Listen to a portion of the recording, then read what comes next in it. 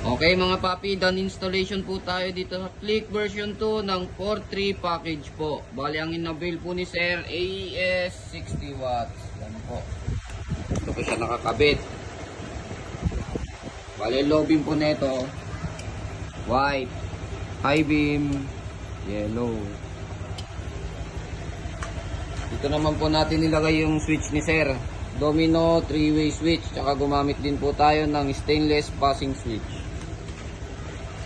Passing,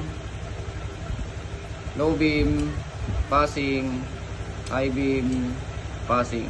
Yan. Sa kahit anong mode po, pwede siya po mag-passing. Tsaka sa busina naman po ni Sir, ang kinabit po natin, PIA horn. Yan. Ito po yung ating horn selector. Bali pag naka-off po ito, stock po yung tutunog. Stock. Pag nilong press po natin yan, mag-activate po yung yung rapid mode. Sa PIA naman po, pag press, rapid. Okay, rapid. Low beam, high beam. Sa mga gustong mag-avail po ng ganito, pumunta lang po dito sa Scooteristas online shop. Maraming salamat po.